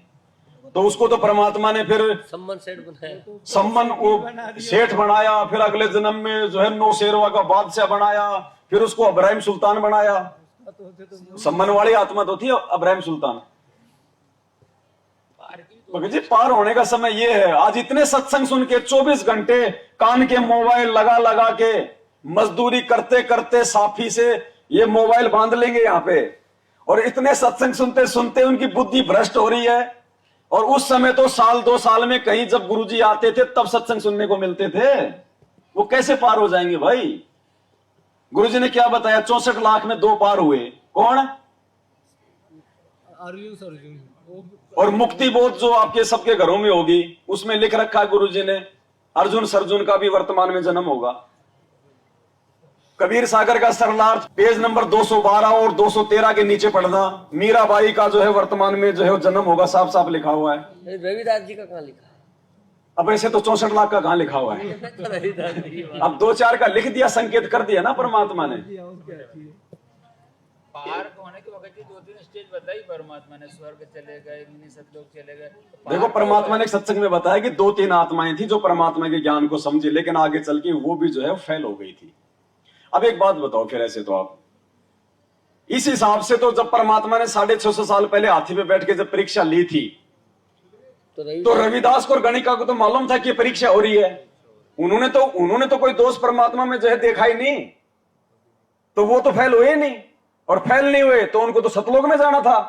फिर वो शुरू क्यों गई भाई? जब उनका गुरु फेल हो गया, जब उनका गुरु ही फेल हो गया, जब भगत जी सर्वानंद जैसे फेल हो गए, मालिक ने सिर्फ बताए 1.5 या 2 मतलब वो मतलब एक ही है बस। वो 1.5 और 2 दोनों वो एक ही है, चाहे 1.5 कह दो चाहे उनको 2 कह दो, बात एक ही है कि वो 2 पार हुए थे, और वो भी इतने पार हुए कि उनको फिर से जन्म लेना पड़ा। तो आए कि नहीं आए फिर से वो, और उसके बाद भी वो पार नहीं हो पाए। अब गुरुजी ने मुक्ति बोध में लिख दिया साफ साफ, उन दोनों का नाम लेके लिख दिया, अर्जुन और सर्जुन का। अब है वो भगत जी सारे अब हैं। देखो परमात्मा क्या कह रहे हैं। एक वाणी सुनी होगी आपने, 2 शिष्य थे गरीबदास जी महाराज जी के, सबसे मैन। देखो हर युग में परमात्मा आता है, 1 या 2 आत्माएं उनके मैन होती हैं। 650 साल पहले आए तो उनके कौन था? धर्मदास, ठीक है। गरीबदास जी आए तो कौन था? भूमड़दास। और भूमड़दास से भी ज्यादा 2 भगत थे उनके, संतोष दास और बनखंडी दास। नानक जी के बाला और मर्दाना। हर युग में परमात्मा 1-2 को तो अपने पास में रखता है। देखो परमात्मा क्या कह रहे हैं। अब इन बेराह गरीबदास जी आए थे, 2 संतों का प्रमाण मिला है जो सारे हरियाणा में पार हुए। एक संतोष दास, एक कलाहौड़ के अंदर उसका बनखंडी दास, उन दोनों आके वहां आश्रम बने हुए। वो भी इतने पार हुए से वो फिर जन्म लेना से उन्होंने। तो जब गरीबदास जी जब अपने चेलों को पार नहीं कर पाए तो अर्जुन सर्जुन को कैसे पार कर देंगे? खाली उनकी बैटरी चार्ज करनी थी भगत जी। पूरा सुन लो भाई। अब इन बेराह गरीबदास जी आए थे, 2 संतों का प्रमाण मिला है जो सारे हरियाणा में पार हुए। एक संतोष दास, एक कलाहौड़ के अंदर उसका बनखंडी दास, उन दोनों आके वहां आश्रम बने हुए। वो भी इतने पार हुए से वो फिर जन्म लेना से उन्होंने। यानी हम डटते नहीं संत की मर्यादा पे और फिर दोबारा उनको पार करेंगे। तो अब बताओ, इब हम भी फेल हो ऐसा, हम तो कुछ भी जीव नहीं उनकी आंख सामने, बस भगवान खुद आए, उन पर विश्वास नहीं किया हमने। इसी प्रकार नहीं मानते, क्योंकि हम फिर उन संतों के चक्कर में पड़े हैं जिनको बड़ी बड़ी जोटार लटार धारावाहिक वो चालान से तन्यों को नारा संत तो वो सब, ये तो एक साधारण जाट से, ये तो जमींदार मेरे हार, ये तो फलानी का दो छोरा से, ये तो दोता है ना हमारे गांव का। गरीबदास ने न्यों कहा करते राज वहां मंदिर बना का माथा टेकना सामने नाक रगड़े से उसके आगे जा गए। और ये फेल होता, भगवान आता है तो क्या सींग लगा का आवेगा या कोई और काम करके आवेगा, वो कारण होता है। पर उस समय हम फेल हो जाते हैं, फिर उड़ा मंदिर बनाते हैं, मूर्ति लावा सा, फिर पूजन लाग जावा। समय जब मानते नहीं उसकी एक भी, अरे एक मान लेते तो एक का पार कर दे, इतना बड़ा ग्रंथ लेके बंदी छोड़। क्या उन्होंने बताया नहीं होगा, क्या उन्होंने समझाया नहीं होगा, दुनिया को बहुत कहा होगा। पर हमारा जो उल्टी बुद्धि फेर रखी काल ने, या सुलटी होना मुश्किल से, भक्ति मुश्किल नहीं है। मकर तार में ही मैदान, सूर्य संत पहुंचे सुजान, बैते को बैजान न दे, सतगुर पूरे खेवट हैं। शब्द अतीत हमारी जात, गरीब दास गुदा ना गात। शब्द अतीत हमारी जात, गरीब दास गुदा ना गात। सत साहिब। गरीबदास जी कह रहे हैं अपने लिए कि शब्द अतीत हमारी जात और गरीबदास गुदाना गात। तुम्हारी तरह अड़मास का शरीर नहीं है, ये गुप्तांग नहीं है मेरे। गुदाना गात, गात माने शरीर और गुदा मतलब जैसे। और आप रविदास की बात कर रहे हो, देखो सबके नाम तो परमात्मा लिखेंगे नहीं, सारे के सारे सूरवीरों के। जब काशी में चिट्ठी डाली गई थी शेख तकी के द्वारा है, और भीड़ इकट्ठी हो गई काशी में, और रविदास जी परमात्मा की झोपड़ी में थे उस दिन, और सुबह सुबह रविदास जी लोटा लेके लैट्रिन करने गए, और जब उन्होंने भीड़ देखी और दो चार से पूछा कि भाई काशी में इतनी भीड़ क्यों, तो बोले रे काशी वालों तुम कौन सी दुनिया में रहते हो, तुम्हें पता नहीं कबीर भंडारा कर रहा है। कौन कबीर? वो जुलाया कबीर। तो रविदास जी बोले तुम्हारे पास कोई चिट्ठी वाठी है? अरे दो, हम ऐसे थोड़ी आते हैं, ये रही चिट्ठी। तो गुरुजी ने क्या बताया सत्संग में, बेचारा कित का लैट्रिन करे था, उसके तो ऊपर चढ़ गई, वापस लेके लोटार झोपड़ी में आ गया। बोले भगवान आज तो अपनी काशी छूटेगी। अगर रविदास जी को विश्वास होता कि ये त्रिलोकीनाथ है, ये भगवान है जो पूरी दुनिया का पालन पोषण कर रहा है रोज, वो 18 लाख को भोजन नहीं करवा पाएगा, ये काशी छूटेगी। तो परमात्मा ने भी फिर वैसी लीला की उस भगत का ज्ञान देख के, बोले भाई अंदर से कुंडी लगा ले और रात रात काट ले, सुबह दोनों चलेंगे यहां से। तो बोले तुरंत कुंडी लगा दी रविदास ने। भगत जी ये ज्ञान से ही निर्णय होगा, मतलब ज्ञान ही इम्पोर्टेंट है पार उतरने और के कुछ लिए। नहीं है ज्ञान के अलावा। ज्ञान नहीं हुआ ना, अब विश्वास होता तो बोल देते कि काशी वालों 18 क्या, परमात्मा तो 18 जो है करोड़ को खिला दे 2 मिनट में। क्या कहा परमात्मा ने, जब वो 2 भक्तों की परीक्षा लेने के लिए वो देवदूत आया था, वो 4 साल और 4 साल वाला, तो एक तो डगमग हो गया, और वो बोला भगवान बोले हाथी को सूर्य के नोके से क्या, भगवान तो पूरी जो है मतलब पृथ्वी को निकाल दे। तो रविदास जी को उस समय मानते जब वो ये जवाब देते वहां पे कि परमात्मा आज तो आपकी महिमा करने का समय आ गया, दुनिया देखेगी आज आपका चमत्कार। और रविदास कहता है कोई दिक्कत नहीं, हमारा भगवान बंदी छोड़े जो पूरी दुनिया को खिला रहा है, क्या दिक्कत जी। विचार करने की बात है, सत्संग से सारे निष्कर्ष निकलेंगे। मगर ये जो भक्ति योग 1000 साल चलेगा तो उसमें पार होंगे कि परमात्मा के जाने के बाद। नहीं एक बात और अपनी वो बीच में लग गई वाला जो बताया था परमात्मा ने, हल पक्षी का उदाहरण जो दिया था ना, हाँ। जब परमात्मा जाएंगे उसी समय पार हो पाएगा। तो जाने के बाद कौन पार होगा? जो 1000 साल तक जो भक्ति युग चलना है, भक्ति युग चलेगा, पार कोई नहीं होगा ना। तो सतयुग के लिए वर्तमान में जो भक्ति कर रहे हैं, चाहे मैनेजमेंट वाले हो, चाहे सत्सेवक हो, चाहे और कोई हो, और संत रामपाल जी के रहते सहते जो पार नहीं हो पाए, जो उनके साथ सत लोग नहीं जा पाए, तो ये भक्ति का भगत जी ये प्रतिफल तो देगा ना परमात्मा। 1000 साल तक मानव जन्म प्राप्त करके वो सुख भोगेंगे, पार नहीं हो पाएंगे। पार वही होंगे जो संत रामपाल जी के रहते सहते, या संत रामपाल जी के रहते सहते जिन्होंने नाम ले लिया, और संत रामपाल जी के जाने के बाद जो पूर्ण मर्यादा में रहे, वो ही पार होंगे। वो डीवीडी से नाम लेने वाले उनके जाने के बाद में पार नहीं होंगे भगत जी। डीवीडी से लिया नहीं, गुरु जी के जाने के बाद में जो डीवीडी की व्यवस्था की जाए वो पार नहीं हो पाएंगे। भगत जी इसका तो एक जगत वालों ने एक आडियो भी निकाली थी ना 2018 जो मेरठ सत्संग जो चालू हुआ सात संगति, क्या? मेरठ की जो सात संगति चालू हुई थी 2018 से और 2024 अप्रैल 18 अप्रैल 2024 तक जो विशेष जुड़ाव चालू होगा भक्तों का, इसके लिए एक 18 अप्रैल 2014 तक परमात्मा जो है अच्छी अच्छी आत्माओं को जोड़ लेगा। 24 उसके बाद में हम आपस में संपर्क ही नहीं कर पाएंगे, ऐसी परिस्थितियां पैदा हो जाएंगी, ये कनेक्शन कट जाएंगे, मोबाइल बंद हो जाएंगे, ऐसा तानाशाह सिस्टम पैदा हो जाएगा, दुनिया को दुनिया से काट दिया जाएगा। राष्ट्रपति शासन का भी आज हम आपस में हम लोग इकट्ठे हुए हैं, इकट्ठे होने का माध्यम क्या है? मोबाइल। जब कल कोई मोबाइल ही बंद कर देंगे, इंटरनेट ही बंद कर देगी ये गवर्नमेंट, फिर क्या करोगे? किसको कौन उससे पहले पहले परमात्मा हमारे को ये खीर खिला रहा है, ये तैयार होना, दृढ़ हो जाओ। उस समय ना तुम्हें कोई पवनदास समझाएगा, ना तुम्हें कोई और समझाएगा, ना तुम कहीं आ सकोगे ना जा सकोगे, तुम्हारा खुद का ज्ञान और हिम्मत तुम्हारे काम आएगी। उस समय आत्मनिर्भर बनना पड़ेगा हमारे को। आज से स्वावलंबी जीवन जीना चालू कर दो। गरीब ऐसा सतगुरु हम मिला, अलल पंख की जात। अब जो अलल पंख होता है वो आता है नीचे अंडे के रूप में, सामान्य रूप से रहता है सामान्य प्राणियों की तरह, उन्हीं पक्षियों में खेलना खालना है, वो होता है ना। तो सतगुरु सामान्य भूमिका कर रहा है, और जब अलल पक्षी यहां से जाता है तब वो क्या करता है? हाथियों को लेके जाते हैं। जितने भी लेके जा सकता है, जितने भी उसकी वो कैपेसिटी है, 4, 5, 10 ले जाता है ना। क्या उसके बाद कोई हाथी चला जाएगा उस अलल पक्षी के पास में?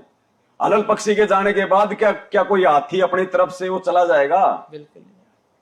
तो जब तो परमात्मा कह रहे हैं गरीब ऐसा सतगुरु हम मिला, अलल पक की जात।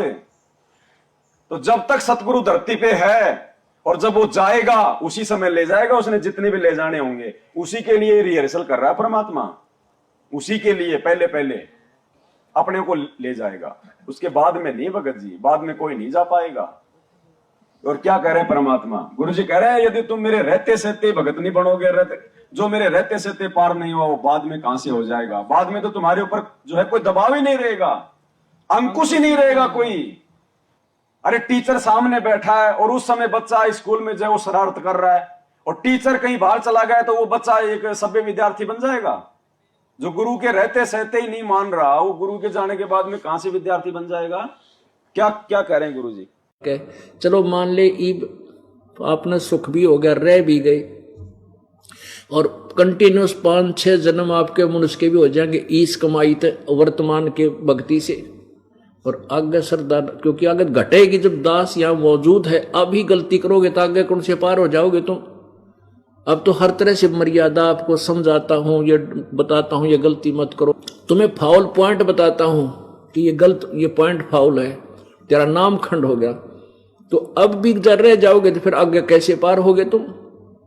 जब ये दास चला जाएगा सतलोक, फिर तुम पर अंकुश नहीं रहेगा, ज्ञान तो रहेगा, लेकिन कुछ ऐसी मर्यादा बन जाएंगी जो पुण्यात्मा बचपन से ही भक्ति अपने बच्चों को रंग में रंग देंगे, वो आने वाले समय में इतना जल्दी नहीं बिगड़ेंगे। और जो वर्तमान में बिगड़ जाएगा तो आगे गलती हुई पड़ी है उस्ताद। तो इसलिए इस समय को ज्यादा नहीं बढ़ाना आपने, यानी 1000 साल तक मत बढ़ाओ इस समय को।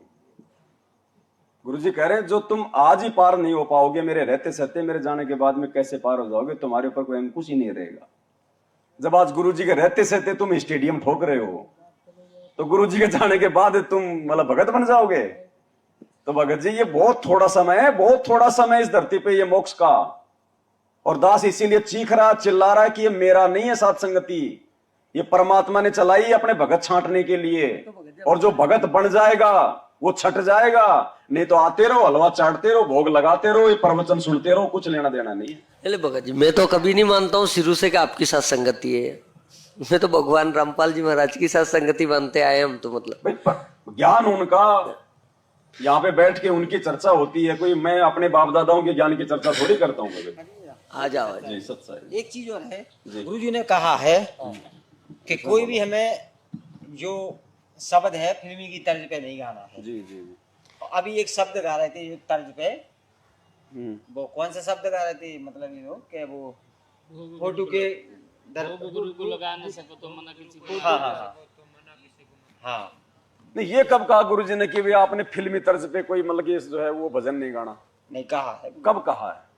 वो तो हम नहीं निकाल पाएंगे, लेकिन गुरुजी ने कहा कि जितने भी ये साधु संत है ये फिल्मी की तर्जों पे अपना गाना वाना गा गा के वो जनता को भ्रमित करते हैं। वो तो अपना इंस्ट्रूमेंट वगैरह ढोलक बाजा लेके उसके लिए कहा गुरुजी ने। गाने की तर्ज पे, मतलब फिल्मी दुनिया गाने तर्ज की चाहे पे। कोई भी हो भगत जी, हमारे अगर शब्द परमात्मा के हैं, अगर हम अपने परमात्मा के लिए गा रहे हैं तो उसमें कोई दिक्कत कुछ नहीं। मोबाइल पे जो अपन जो फोन लगाती तो जो वाणी है वो जगतों की चलती है। कौन सी जगतों की वाणी? लगा के दिखाया जाएगा। एक मिनट रुक जाओ, उनको बता देते एक मिनट रुक भगत जी जाओ। उनके चला। ज्ञान में दम नहीं है, इसलिए परमात्मा बोलते हैं कि वो फिल्मी एक तर्ज मिनट। पे गाते हैं। नहीं, वो कौन सा फिल्मी तरह है मेरे को बताओ, कौन से गाने की तरह से? वो भोग गुरु को लगा भला न किसी सको का तो कर न सको बुरा किसी का मत तो करो। वो तो भजन है, वो तो ऑलरेडी वो फिल्मी गाना कहाँ है? भजन है लेकिन वो तर्ज तो बहुत दूसरी है ना। तो तर्ज में क्या तो दिक्कत है? भजन तो कभी सबके सारे भजन बनाए गए इन वाणियों के। तो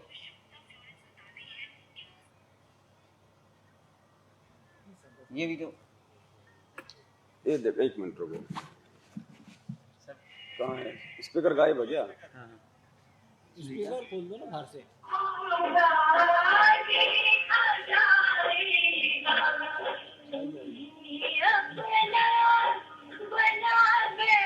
ये तो भगत जी का है। ये किसी जगत वाले का गाया हुआ है और इसने मतलब भगवान के लिए उसने वो गा रखा है।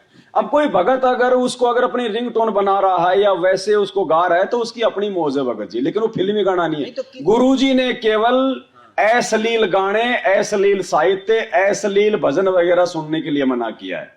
बाकी आपके गुरुजी की याद अगर कोई शब्द आपको दिला रहा है, कोई भजन दिला रहा है तो गुरुजी ने मना नहीं किया। गुरुजी ने केवल अश्लील फिल्में, अश्लील चुटकुले इनके लिए मना किया है, ढोलक जांच के लिए मना किया गया। ये तबला पेटी पे करने की आवश्यकता, क्योंकि वो कर्ण विकार है, वो ढोला तबला वगैरह। वैसे गुरुजी ने मना नहीं किया।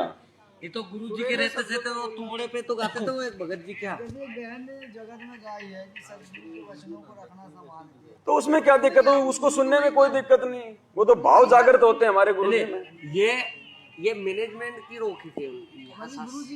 और चलो ये बातें भी ना धीरे धीरे, देखो एक समय ऐसा आएगा, धीरे धीरे ये चीजें भी हमारे को अच्छी लगनी जो है वो बंद हो जाएंगी। फिर हमें केवल अपने किसी से बात करने का मन ही नहीं करेगा। सुनेंगे तो गुरु जी के सत्संग और गुरु जी की वाणियां, उनके शब्द। धीरे धीरे होगा भगत जी, भक्ति के प्रभाव से होगा। इस प्रकार की बातें जो हम कर रहे हैं, दूसरे भाई बहन जो सुन रहे हैं, तो धीरे धीरे जब किसी के कानों में ये बातें जाएंगी तभी तो अंदर रिएक्शन होगा। जब कोई बातें हमारे को सुनने को नहीं मिलेंगी तो हम क्या विचार करेंगे? तो ये सारी प्रोसीजर वही चल रही है सात संगतियों के माध्यम से। उन आश्रमों में आपको ये बातें सुनने को नहीं मिलेंगी किसी भी प्रकार की, वहां बैठ ही नहीं सकते आप 5 मिनट भी। और इतनी भीड़ में कोई वहां पे ज्ञान चर्चा नहीं हो सकती भगत जी। वहां तो आरती नहीं कर पाते लोग ढंग से, बैठ के भी नहीं कर पाते। वो खड़े होके वो कहाँ आरती करेंगे?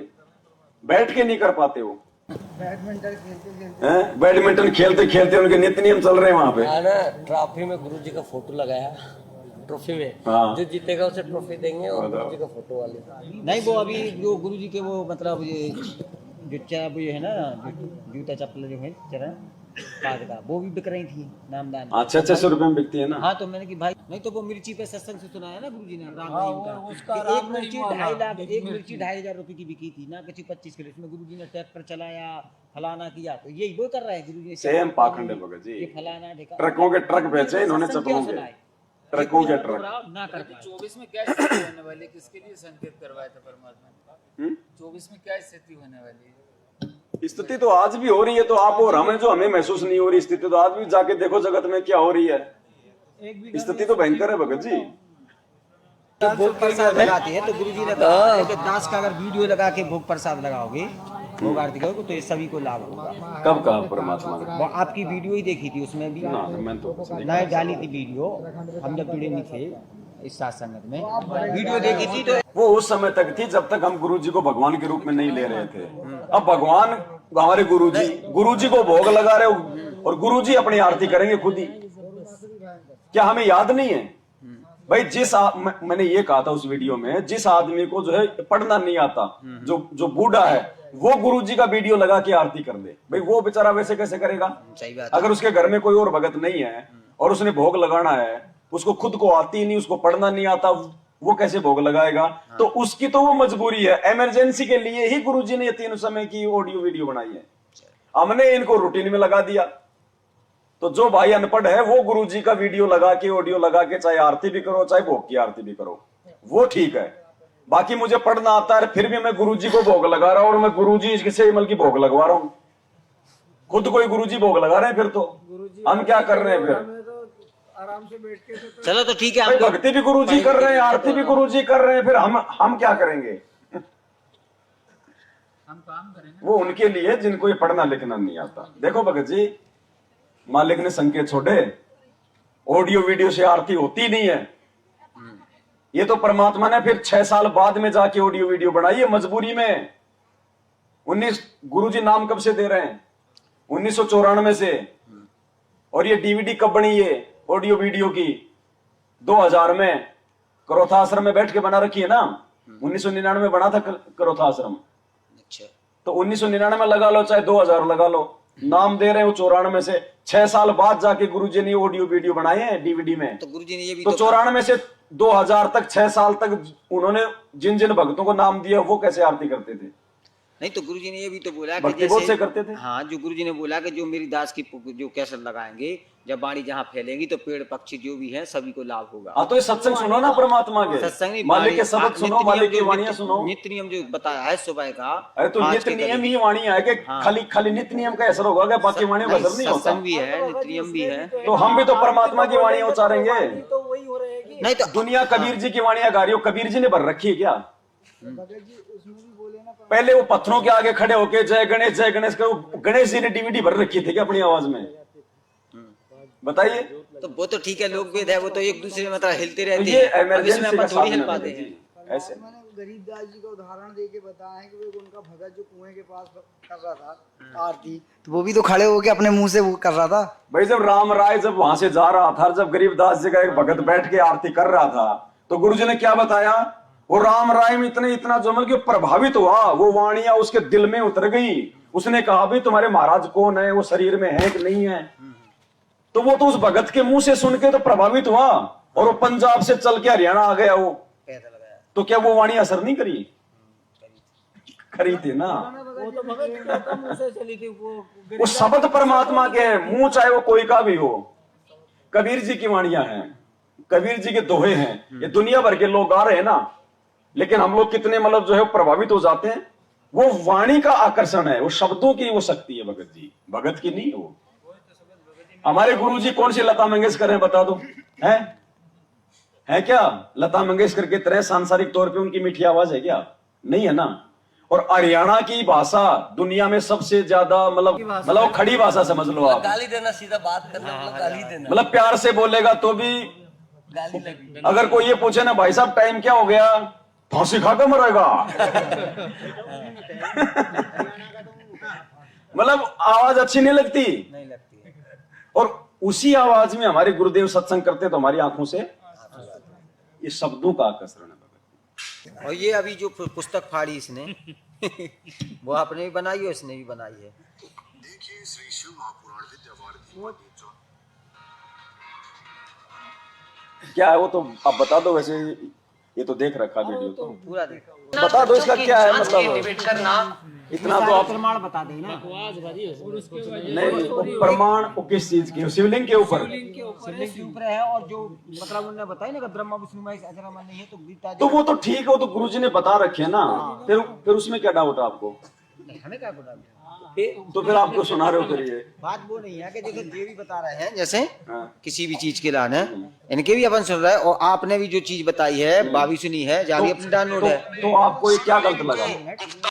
भाई गुरुजी ने शिवलिंग को शिव जी का जो है गुप्तांग वो नहीं बताया, किसी सत्संग में नहीं बताया, और ना होता है। शिव जी का गुप्तांग नहीं है, वो तो शिव रूप में उस काल ने आके अपनी लीला की थी। वो स्तंभ बनाया था उसने ब्रह्मा विष्णु महेश के बीच में। यहाँ के शिव को तो बेचारे को मालूम ही नहीं इस बात का कि मेरा रूप बना के वो क्या जो है वो खेल खेल गया सदा शिव रूप में। तो गुरुजी ने नहीं कहा। मेरा ऑब्जेक्शन ये है कि इन्होंने इस पुस्तक का लेखक बना दिया संत रामपाल जी को, और फिर शिवलिंग के आगे कोष्टक में लिख रहे हैं वो गुप्तांग। इसका मतलब लेखक संत रामपाल जी खुद शिवलिंग को क्या कह रहा है? गुप्तांग। ये नहीं है, ये जो है ये गलत है, क्योंकि गुरुजी ने शिवलिंग को कभी भी गुप्तांग नहीं कहा। शिवलिंग की तो गुरुजी ने उल्टी व्याख्या की है कि ये जगत वालों ने जो है मतलब की भद्दी व्याख्या कर दी। जगत वालों के विचार बताए गुरुजी ने कि जगत वाले कहते हैं तो शिवलिंग को शिव जी का गुप्तांग समझ के उसकी जो पूजा कर रहे हैं, जबकि असल में शिवलिंग क्या है गुरुजी ने क्या बताया। पुण्यात्माओं, दास ने अपनी पिछली वीडियो में भी जिक्र किया था कि जिसका बाप एक है उसकी बात एक, और जिसके बाप अनेक हैं उसकी बात अनेक। संत रामपाल जी महाराज जी का आज भी शिवलिंग के ऊपर एक ही सत्संग है, एक ही बात है, और पहले भी एक ही सत्संग और एक ही बात थी। उन्होंने शिवलिंग को शिव जी का लिंग नहीं बल्कि शिव जी की शक्ति का प्रतीक बताया है। सुनिए उन्हीं के मुख कमल से। दो दल कमल प्रेखो जाना, ब्रह्मरंद्र की घाटी जाना। आगे जाके दो दल का कमल त्रिकुटी कमल में है। बंकापुर बंका है नगरी, घाट बाट कुछ पंथ ना पग डगरी। घाट बाट नहीं तासे के अवगत नगर निदान, सतगुरु के ऊपर ताप से पहुंचे कोई संत सुजान। कि अब यहाँ से ब्रह्मरंद्र को पार करना है। ब्रह्मरंद्र को पार करके आगे एक शिव का लिंग है, ये नहीं पत्थर का। ये दो लिंग की परिभाषा यहाँ बना रखी है, कति अनजान लोगों ने गुमराह कर रखी। वहां पर एक स्तंभ है, लिंग कहते हैं इसको खंबे को, और वो यानी उससे तेज पुंज से है। एक इतना चमक प्रकाश का इतना लंबा वो स्तंभ है वहां पर, उसको शिवलिंग कहते हैं। शिव माने शक्ति का प्रतीक। उस ब्रह्मरंध्र को पार करके ईश्वरी उस निरंजन की शक्ति का वो प्रतीक है। वो स्तंभ जैसे झंडे लाले नारे नारे, ये फलानी पार्टी का, ये फलानी पार्टी का। वहां पर शिव का लिंग है।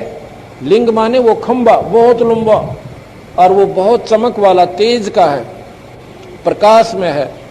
कहते उसके बाद वो शिव के लिंग को पार करके जब आपने निरंजन के लोक में जाना है। और ये शिवलिंग और बना रहे बड़ी बुरी चाड़ा मूर्ति बना लिया, उसकी परिभाषा सुनाने दिया भी शर्म आवे। तो गुरुजी कह रहे हैं कि गुरुजी तो शिवलिंग की क्या परिभाषा बता रहे हैं, और जगत वालों को गुरुजी डांट रहे हैं कि यहाँ इन्होंने ऐसी मतलब जो है गंदी उसकी जो है परिभाषा बना दी हमारे को सुनाते हुए भी। तो गुरुजी कैसे शिवलिंग के आगे उस पुस्तक में जो बल्कि गुप्तांग लिख देंगे। गुरुजी तो खुद बल्कि खंडन कर रहे हैं जो लोग उसको बल्कि गुप्तांग समझ रहे हैं। तो ये है मेरा ऑब्जेक्शन। भगत जी सच साहब हमसे बोल रहे कि हम मालिक की दया से सब चीज अलग तो कर दी है घर से, जैसे दाढ़ी मूछ वाले की, लेकिन जो आश्रम से मिला था नाम मंत्र वाला और वो पुस्तक, उसका क्या करें? ज्ञान आधार से थोड़ा बताइए। तो फोटो तो लगी है ना उसमें। अच्छा, कल को अगर वो फट जाए, उसकी तो उसको चिपड़ी क्या उतर करना जाए वही तो चीज़? आप क्या करोगे? तो कल कोई भक्ति बोध फट जाए तो आप क्या करोगे? तो वही जी तो ये पूछ लगा रहा के ना, इसकी सवा कर दो, जानकारी क्या नहीं है ना करना भगत जी। उसका? ये लगा के सवा कर दो, बस वही चीज पूछ रहा है। और क्या करना उनका भगत जी। अब उन कारणों से हमारे को मंत्र ही नहीं करने, हाँ बस वही नहीं तो करना ना उससे। तो उनको हम अपने घर में रख के भी हम क्या करेंगे? ना किसी को हम वो दे सकते, दे भी नहीं सकते। ये लगा के सवा कर दो। जैसे जो हम लोग जो जोत जलाते हैं, जो बत्तियां जो बसती हैं, जहाँ पे आप इनको उसी इकट्ठा में करते मतलब हो, अपन वो कर देना। उसी में डाल के सवा कर दो। उनको क्या करना आपने? वो प्लास्टिक तो उखाड़ के अलग डाल देना, और जो नीचे का जो है कागज उसको सवा कर देना, वरना फिर वो प्रदूषण फैलाएगा वो प्लास्टिक। भगत जी, अपन जैसे कहीं मुसीबत में फंस जाते हैं, जैसे कहीं जा रहे हैं और कहीं गांव में फंस गए और कहीं रास्ता ही नहीं है और कोई साधन भी नहीं है, जिस अपन जैसे कहीं फंस गए और उसके पास गाड़ी है, अच्छा, अपने पास गाड़ी नहीं है, हाँ, और वो बोले कि मैं तो वहाँ छोड़ूंगा, तब जाके वो ये तो किराया है, वो तो चाहे जो मर्जी किराया भाई, आपने उस सुविधा का फायदा उठाया ना। भाई आप बस में जाते हो, आप ट्रेन में जाते हो, आप टिकट कटवाते हो ना। अब टिकट, अब वो चाहे सरकार चाहे उसको दारू में लगा है, चाहे उसको मतलब की बकरियां कटवाए, हमें क्या लेना देना? हमने तो उसको सही के लिए दिया है, उसके बाद उसके कर्म में उस पैसे का वो क्या यूज करता है। अब कैसे कहीं जाए, कहीं फंस गए तो जगत के यहाँ खाना भी खा सकते हैं। जैसे कहीं रिश्तेदारी में अचानक क्यों नहीं खा सकते? साधन नहीं है तो नहीं करोगे क्या? खा सकते हो तो अपना मंत्र जाप करो। खा परमात्मा खाओ, लेकिन वो अपनी आरती करो खा के, लेकिन जबरदस्ती साफ नहीं। सुथरा खाना खाओ।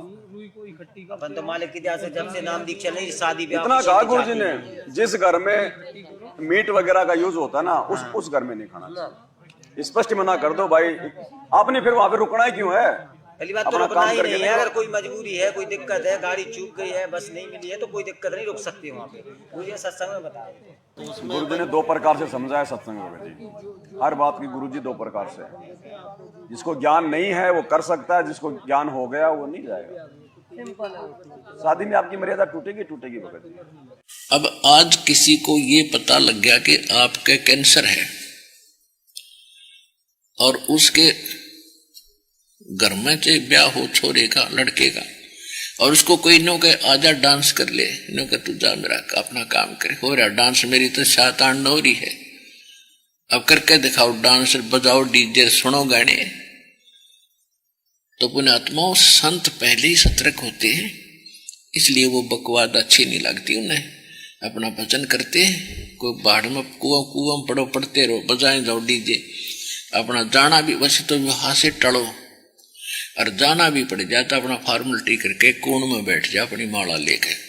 क्या करें गुरुजी, पहले तो शादी विवाह में जाने से आप टलो, बचो, और फिर भी जाना पड़ जाए तो एक कोण में बैठ के माला लेके बैठ जाए। जब कोण में जाके माला लेके बैठनी तो फिर जाके क्या करोगा? कोई बाढ़ में कुआं पड़ो, पड़ते रहो, बजाएं जाओ डीजे, अपना जाना भी वैसे तो वहां से टलो और जाना भी पड़ जाए तो अपना फॉर्मेलिटी करके कोण में बैठ जाए अपनी माला लेके, और वो करते रहे जो तुमने करना फंड है। तो पुण्यात्माओं आम संसार तनु कहेगा भाई तू ऐसा के मायूस सा रहता है, तेरा के बिजली गिर गई, ऐसा के नुकसान हो रहा है, तू नाचता गाता कोई ना, तो उसके लिए माथा नहीं मारा है, घड़ा नहीं बोला है। कहते हैं साकट और सवान को उल्ट जवाब नहीं दे। उसने न्यू कह दिया भाई मेरी कोई ना रुचि, मेरी इच्छा नहीं बनती, बात खत्म हुई।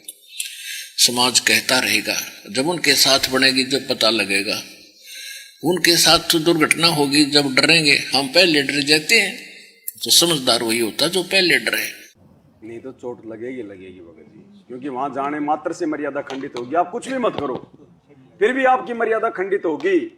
क्यों? क्योंकि आपने उस परंपरा में, उस आन उपासना में आपने जो है वहां जाके वहां पे आपने सहयोग कर दिया। उस भीड़ में भीड़ करना सहयोग करना है। जब तक हम जाना नहीं छोड़ेंगे, जगत वाले मनाना कैसे छोड़ेंगे?